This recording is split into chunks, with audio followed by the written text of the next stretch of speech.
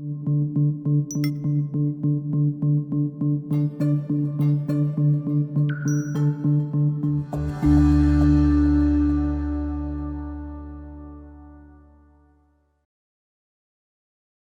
Healing Spring Show, healing families and communities by breaking the stigma of addiction and expanding the scope of recovery. Now here's your host, John Edmonson. Hi, and welcome to the Healing Spring Show. Today we have a fantastic guest. It's Tegan Broadwater. And I want you to listen to this show because it could be one that is really impactful to your life. Tegan, thanks for being here. Welcome to the ranch. Pleasure to be here. Thank you. Yeah. So you did some pretty amazing things. And one of them was making a change in Fort Worth. Can you tell us about that? Yeah, I was a police officer at one point in my life, and when I had transitioned into law enforcement, my long-term goal had kind of been to work undercover and get into the nitty-gritties, exciting part of what I consider the exciting part of law enforcement. And there was an area of town that I patrolled for several years, and it was somewhat dilapidated areas and poverty-stricken in certain areas. And it made me appreciate the fact that people that are there that are trying to make it are also being adversely affected by the criminal element, the gang culture and things like that were, impeding the progress of the people that are trying to make it out of the neighborhood or succeed in their neighborhood. And so after putting in for narcotics 4 times, on the 4th time I got into narcotics, I'd been working several undercover type things on a small level through the patrol, and finally got a chance to go back into that neighborhood and kind of infiltrate, so to speak, some of the gangs there in order to get it done. It was based upon some complaints that went all the way to the city council, the chief's office. No one was able to penetrate this particular area because it was one way in, one way out, and it was very difficult to just drive in or write search warrants in a typical fashion. And they were very organized. We found out it was more organized than anyone even thought by the time we got through it. But it was a crazy original idea that an informant of mine and I sat at a table over a whiskey and I had this crazy idea and said, hey, it looks like there's no real way to get into this neighborhood. The only way I feel like I can really get in is to work it from the inside and blow it up that way.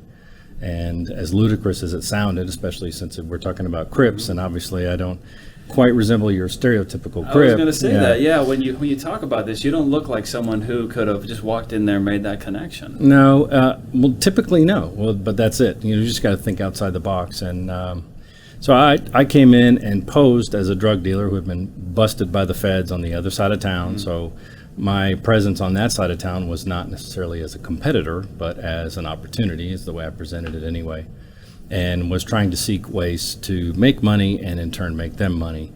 And it wasn't as easy as it sounds, obviously, but I could fit into the dope dealer game easier than I could the CRIP gang at that time. So that's what I leveraged. And that neighborhood, again, was the same type of situation, just on a small scale. A portion of that neighborhood was, again, just infested with gang activity, dope dealing, prostitution, all kinds of stuff. And the city government at that time had dumped a ton of money into all these details. And so as we chuckled about later, we said, hey, this is the way I think I can do it. This is what I want to do. And he looked at me all crazy and said, that's a horrible idea. What time? So it was sounded like a horrible idea, but it was a really good one. And when I think about it, I'm wondering, how long did that take to get in there, to infiltrate, Well, the entire process was a long period. So, I know we're kind of jumping ahead, but I essentially went into what they consider a deep cover kind of a status for about 18 months. At the beginning, I thought it was going to be about a 3-month endeavor, and chatted with my wife about it and everything else. Got support from her, which is always important when you dive into something like this. Not knowing exactly how deep you're going to end up getting was kind of the key. I kind of had some targets, plotted and everything else. So I knew what I wanted to accomplish, but I didn't have a great idea of how deep it was going to go. So, I made a first few initial visits and was very careful not to be pushy. Meeting guys at the lowest level is difficult and dangerous at the same time, because it's really not who you're shooting for in the long term. You don't want somebody that's selling, $20 of crack is not really your long-term goal necessarily, although it's a piece of the pie. But guys like that have less to lose. So it also makes it more difficult to pull up, and those guys are just barely scrapping and trying to sell dope to to eat, essentially. So you also have to be uber careful. So my whole premise was I dragged this informant in there with me and said, I'm going to purport myself to be this big dealer, got sources have been busted, I'm kind of starting over again. I put in my mindset that if this is really what I want to do as me myself, then this is where I would start anyway. So I kept intact a lot of my personality and stuff, rode up with the informant and started making connections that way by saying, hey, obviously people are going to come up to the window and start 20 questions for the white stiff, because look, and everybody's going to ask the questions, right? So, I play the part and everything, but I also was hands off. I was very careful not to just try to get a hand to hand or act like a cop typically, right? So I would just say, look, I'm here to hook my brother up over here. He's, getting his hustle going. So I'm here to fund his thing. Don't talk to me about what we need. He's going to order up whatever he needs and just take care of him, So they try to hand me product or anything like that. I'm hands off, as would any experienced dope guy, right? Right. You want to be, because I don't know them any more than they know me. So the key was to play that angle long enough and be patient about it. Know it's going to take a little time. Trust is a long-term deal in that particular thing. And again, the long-term goal was just to keep the focus of that neighborhood being salvaged, the people that were there and in certain ways imprisoned by that gang violence and the environment going on. Yeah, and it's phenomenal that you were able to do it. So we talked about it. What got you into, I guess I want to back up a little bit. What got you into law enforcement? Was this always your dream, your vision? Not at all. Since fourth grade, I was destined to be the next rock star. I was supposed to be on a stage somewhere, getting off a bus and touring the world. I grew up, studied music, had friends, and still have tons of friends in the music business. Went to University of North Texas. At the time, it was North Texas State, which kind of dates me, but went to the School of Music at North Texas and studied jazz there. Left school to do some touring and got some decent projects going, actually, through South by Southwest at the time when it was still kind of a new event, and worked with some minor labels, did some minor label work out there, and just ended up getting burnt on the actual music industry, not music itself, but the music industry, and dealing with cokehead club owners. And it was kind of, I was always the guy that was taking the initiative to market us and be the dude that people call when they need to book stuff, until we got our booking agent and all that kind of stuff. So I was always kind of the connection in a way. Yeah, so that's sort of where that's where that began and ended. And when I had my son in '95 and was starting to reconsider the music business as something that I enjoyed. I didn't enjoy traveling as much as I used to. It was adventurous and everything else. We're living out of an '87 Suburban and going to Little Rock or Shreveport or whatever. Wow. It's kind of adventurous for a while. It's fun, just like I said, the inside of that business was just kind of seedy for me. And it's not like I wanted to quit music. I just found out that I was a little bit disenchanted at that point. So playing in various bands, one of the bands I played with to pull some money in and pay my bills, ended up drawing a crowd of several police officers. And it took me probably a good year to even once I came to the realization that I might want to do something else, I had to look at the world again, because I'd never considered anything else ever. So it was kind of advantageous in that way, because I'm not necessarily saying, okay, well, this is my talent pool, so what can I do? Can I, teach more music lessons, or can I do this? I just looked at it like, what in the world would I ever want to do? So talking to these cops and everything else, it was a sharp left turn, obviously, because, I'm a hippie, cool, everything's cool, and music guy, and all my friends are chill, and And these guys were really chill too, but just an entirely different profession, right? So cut off 8 inches of locks and got on with the Fort Worth Police Department and was green as ever, learned everything from scratch and jumped in that boat that way. That just was one of the things that struck me as interesting anyway at the time. Yeah, it made sense. That's way different than I think. A lot of us who watch the cop shows, and we just envision these guys that are like, they're all going to be super tough and don't have a life outside of that, and they're kind of hardcore and maybe not so creative in some ways, right? They're just kind of doing this job, but you're giving us a very different point of view. Yeah, I always felt kind of like an anomaly, but there are plenty of cops that are just people, just plain dudes and women and whatever with different interests.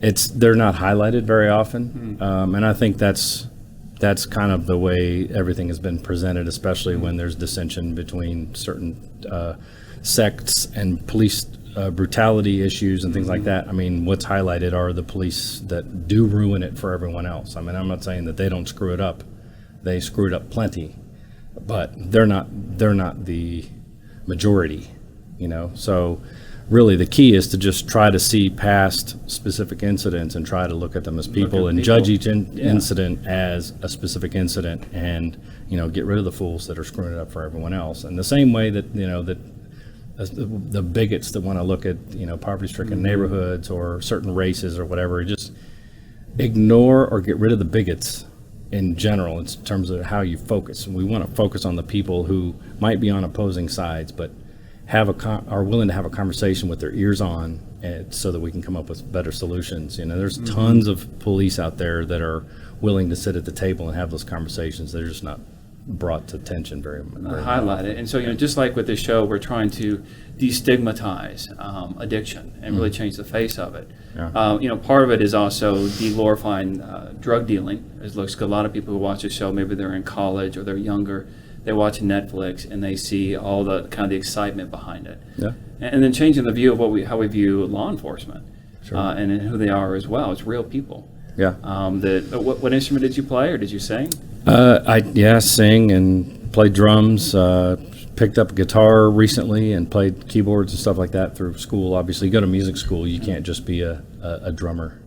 But I like all kinds of music. Play lots of instruments to at least a functional level. Don't pretend to be a virtuoso in those anymore. But it's a different attitude and a different perspective for me growing up around musicians and artists and understanding a part of the drug culture, seeing it and experiencing the types of people that might partake or experiment or become addicts or whatever, and then seeing the law enforcement end and seeing the tragic ends of those situations where people are calling in distress and having situations where an addict is stealing or losing control of their life, and then you have the sect of people that are like, look, just legalize this stuff and let these people do whatever, because selling a little bit of cocaine is not that big of a deal. But the perspective on both sides is something I feel like I'm not a qualified speaker necessarily, but I have experienced in my life. I've seen the damage that drug abuse can have on a life, and drug dealing obviously on a life. And so that's why I think it needs to be more conversational and get more people to understand. There's plenty of people on the extremes that aren't going to be convinced of certain things. And so I've just come to the realization that I'm not interested in exhausting a lot of my energy to try to convince a bigot or somebody that's just absolutely destined to sell drugs and then go to jail for 15 years, get out and sell drugs and go back. I mean, there are too many other people in the middle that can combine their efforts to make bigger long-term solutions for everyone else, to waste time convincing somebody that's already set in their ways. So that may be narrow, but it's something that I've just concluded, along my lifeline here. Yeah, and I think it's a great point, is through the conversations we can make change. I mean, it's part of your whole story is you didn't just go in and kick a door down and try to make change that way. It wasn't working. Right. You really tried to go in, have conversations, make connections, and see how to make a difference. Right. Can you walk us through that? What was a day in the life of Tegan while he was doing this? Oh, the undercover days. Yeah.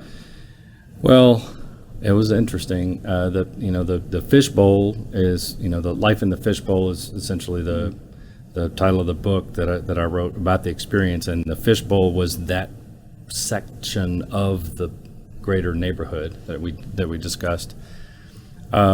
As I began to do some deals and gain the trust, I also developed relationships because I was working with very limited funds.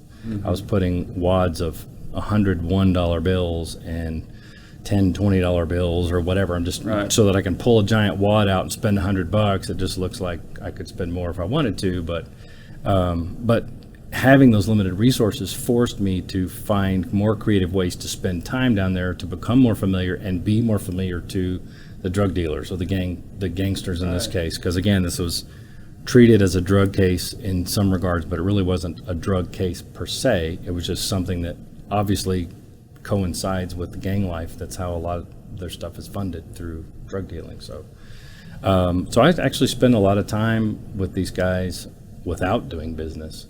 I could roll down there and share a beer, or I roll down there and knock on the door and talk about, hey, next Saturday I might have this deal going down. I may stop by, but in the meantime, kick your butt at Madden or whatever it was. It was becoming a little more personable. Sometimes we would ride around and they'd ask to go to my side of town and meet women or whatever. It got more personal, and it allowed me to see another aspect of their lives, where you're dealing with a gang member, a sociopath in some ways, a lot of their other personality outside of the sociopathic and the way that they were brought up, or the trauma in their lives they haven't dealt with, is quite normal. We're still arguing about, are the Cowboys going to win? And it's just, it was very enlightening to me. And I've grown up playing in black groups, music groups and stuff like that. So I've always played in these weird hole in the walls. Even as a young teen who wasn't even allowed to be in some of these clubs, or playing in these hole in the wall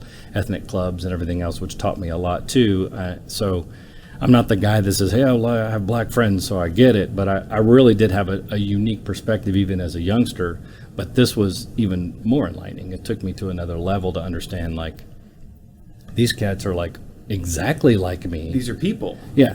Until they get crossed and they turn into they lean on their gang life to retaliate and go shoot your house or shoot you or whatever. Those are some of the differentiators, right? Right. That's a whole other But piece otherwise, there, I'm being the same personality, the same T as I am in real life, just leveraging how I would act if I'm actually trying to engage in a dope business.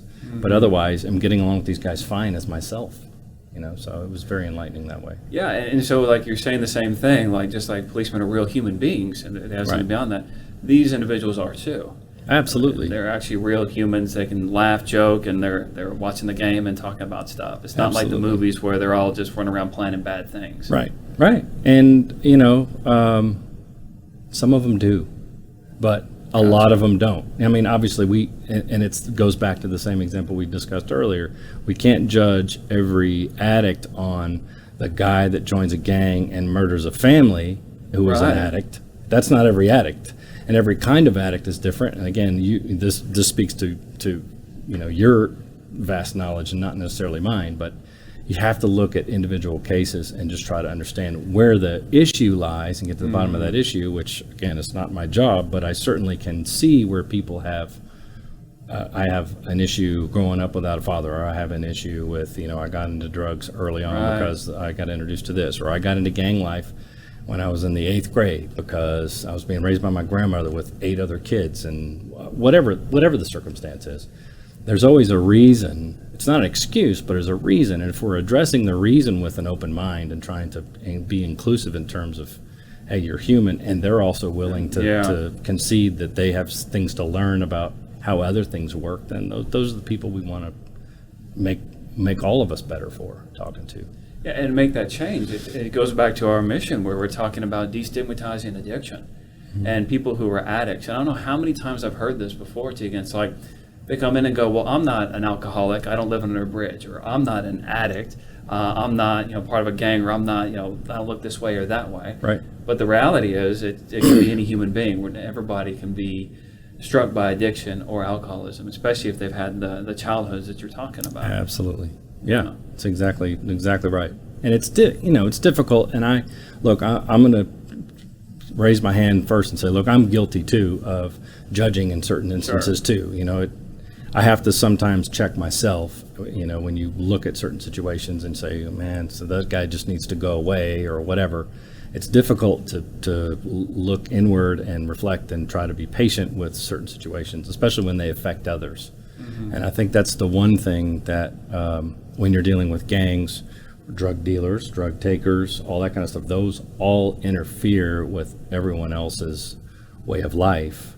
And that's significant to at least acknowledge in some regard to start having that conversation too. I mean, because that's most people just say, look, drug dealers are dealing to other druggies that just want to take those drugs and let them go off and do their thing. It doesn't work that way. I mean, drug dealers are carrying guns and have been in and out of jail and are not allowed to carry guns and have to protect themselves because there's turf and there's gangs and it turns into something entirely else. It's not just, I'm just going to deal with this. It blows up whether they want to or not. It's just a part of the way that lifestyle inherently works. It's the reality of it. Yeah. And so when I'm listening to this man who was originally a musician, and then he makes his shift, and then somewhere along the way he goes, you know what we're doing is not working.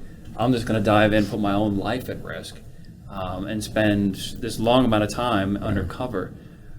I guess I'm hearing the why, but can you speak more to that? What clicked inside of you to go, this is what I want to go do? It's a strange question. When I started, it wasn't the same real motivation as when I came out the other end of it, really.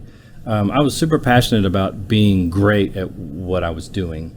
And I think that goes for anything, whether it's the music or the police profession or my business or, whatever.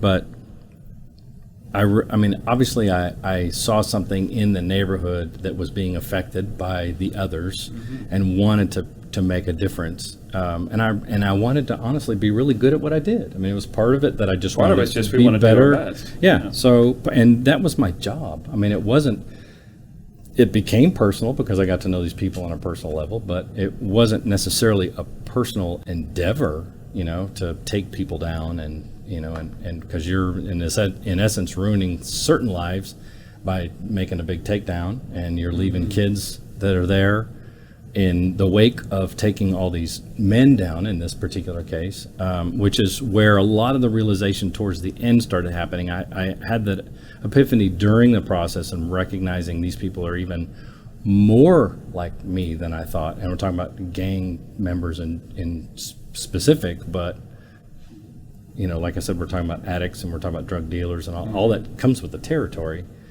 But after I went through this 18 months, we ended up rounding up 51 people. We had 200 plus law enforcement all jammed into a gymnasium and did this big roundup, and it was a nuts experience.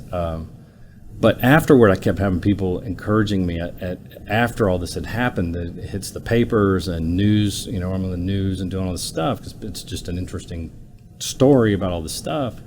They're like, "Man, you need to write a book about this." And I, look, I've been in the music industry. I already know that, if I become an author, that's not going to make me any money necessarily. Sure. I remember certain things, and I have notes that kind of memorialize specific things that were very interesting that happened to me, and I had them all in like this giant file and like Post-it notes and napkins, but I didn't have really any specific motivation to write a book because I'm like, why do I need to write a book? I didn't do this for attention, and I'm not going to continue to try to capitalize on it for attention because that's not what I'm about anyway. And in fact, when this roundup happened, all this stuff came down, the FBI and the 4th Gang Unit all had representatives in the media and stuff anyway doing their thing, which is how it happens because I was the undercover. You don't want to be broadcasting. I'm not Here's the guy. Our overcutter agent right here. So I got no credit anyway until a few of my peers down the line several months later had just made a point to nominate me for some things and whatever. So that ended up coming out. But that wasn't my motivation at all. I ended up meeting with a few people and really getting kind of to the nitty gritty of the actual operation and what it meant. And by recognizing that the kids left behind were going to, in essence, perpetuate the cycle that I was trying to stop by leveraging one aspect of the entire process, which is arrest all the bad guys, but it's not a complete process. Then I decided to write the book and tell the story so that we could tell the story, get people educated about what's happening, and donate all the profits of the book back to a mentoring program that mentors children of incarcerated parents. So in essence, it keeps those kids from waiting 18 years, coming out, repopulating the fishbowl because they grow up without a dad or a dad in prison or whatever, and then they have those same issues, and then you got to find another me because I'm sure not doing it again. Yeah, you've done your time. Yeah, and then I feel like, well, then it's not only purposeful, but it also keeps the intensity of my life during that time from being in vain, because it really solidifies the purpose if we can leverage people that already in a heroic way mentor those kids and take time and know what they're doing and study and take time to really nurture them in certain ways. And I'm not the hero because I'm handing it off to them who are so fantastic at it. It's people like you, right, who are actually in the trenches dealing with the addicts. I can say all day long, hey, I want to throw some money at this and I'll write a book and donate monies, but you have to do the counseling and actually understand the strategy of trying to talk to somebody who's been through this round and round and round. You can't just be a guy reading out of a book and saying this is the next step, right? So what's amazing about that, like we're talking about it, you're really thinking, you have vision about it. Like your purpose wasn't just you believe in your job, you want to do really good at your job. Then I think you get on the middle of it, you saw what was actually happening. Like the way that parents were treating their kids, and these parents were the drug dealers in many cases. Yeah, absolutely. And it's not story closed, case closed, we lock all of them up and now everything's better. You realize that you don't want to ever do that again and go back through it. So now you're creating a system to where kids can get their education. Right. And they can make that difference and work through their trauma. Yeah. So anyone who buys your book, It's Life in the Fishbowl, they're going to be donating to that cause. Right. I always say, hey, write me a review unless you hate it. But if you hate it, just know the money went for a good cause anyway. So it's all good anyway. But yes, it does. And it's the mentoring program that I've been giving to the most is Hope Farm. And they actually mentor kids in more ways than just academics. They have art, they have music, they have different programs where they get to go out and experience work life. They get taught table manners. They are taught to look you in the eye and shake your hand firmly, and things that a dad would teach their kids when a dad's absent. It's difficult for mothers to even occur to them that they should be teaching them. It's not that they're incapable, but it's a woman's a woman's, a man's a man, and that's why it's an issue when one of them is missing, right? So this is kind of supplanting that issue by putting somewhat of a mentor, father figure in their life in this after-school program. So it's really remarkable to see. And it actually, I started there because it also, not only was it the best program that I could find by hands down, but it serviced the neighborhoods that I was working in. So I thought that would be only right to make sure that we started there. It's fantastic. It's a great vision all the way through. You go in and you make this difference, and you want to make sure that that difference continues to make. Yeah. We're wrapping up soon. I do want to ask, how did you make it through personally? What kept you motivated? What kept you going through it? Because it had to be stressful, challenging. Super. I assimilated to jumping out of an airplane. So I know I talked to you about earlier a little bit of something else, but it's almost like I dove into it. And there wasn't an option for me to take a vacation or take a few days off or whatever. I was the guy. Like, by the time the Fort Worth Police Department ran out of resources, we shopped it to the FBI. The FBI swooped in and said, here we have money and cars and cameras. We'll give you all the stuff, but you're still like the guy. I have to go in and do this stuff. You have to do all the work. Yeah. If I lose touch, and there was, I don't mean to imply there wasn't a lot of work done behind the scenes, but I couldn't take the time off because I was the face of the undercover part of the operation, right? So I couldn't just disappear. People get suspicious automatically. Yeah, where's T? Where have you been? So a lot of it was really trying to hold it together, but staying so laser focused on the mission, and just I lost sleep. I mean, my wife was pretty much my bumper. Because whenever I would start to lose track of myself in certain ways, not to sound hokey, but or to get, Yeah. and when you're not sleeping a lot and you're putting in extraordinary amounts of hours and you're really stressed about your safety in a lot of these different instances, she's going to be the first to notice when your personality starts to go astray here or there. So she was absolutely key in keeping my mental focus on my actual life, and she was key too in being very tolerant and understanding what I was going through and being very supportive of what I was going through. She had to draw some lines here and there, but I trusted and do trust her absolutely when it comes to her judgment. And so she was absolutely key in keeping my mental focus in a place where I wasn't going to get so lost in this that I just went away and became somebody different or Right. lost yourself. Yeah, absolutely. So she's really, I'm sure she'll watch the show. She's really one of the heroes here. Oh, no question. In a way, yeah. No question. I mean, when we were putting the book together, we decided to have her just write a chapter because that was one of the top questions people asked. I was like, so you were married during this? Yeah, Like, how did that work? that? Yeah. So I was like, well, you need to ask her because she had her own way of dealing with it. And it was pretty extraordinary, the stuff that she did. She didn't sleep either. She would just stay up in the living room, wait for me to come home. So anyway, she was remarkable. Her and still is. We're in business now together. So she still. So y'all made it through together. Yeah, and she still runs everything. Well, it sounds like a great team. Oh, between the two of absolutely, you. super. Yeah, Tegan, thanks for being on the show. We appreciate Hey, I it. really enjoyed it. Thank you Yeah. for having me. Yeah, Appreciate so- what you do too. Thank you. Yeah, we appreciate what you do. Tegan Broadwater, his book Life in the Fishbowl. It's a must-read. I want everyone to go out and buy it. And the name of the charity again, Tegan? Hope Farm. Hope Farm. Make sure you look that up and donate as well. And we'll see you next time.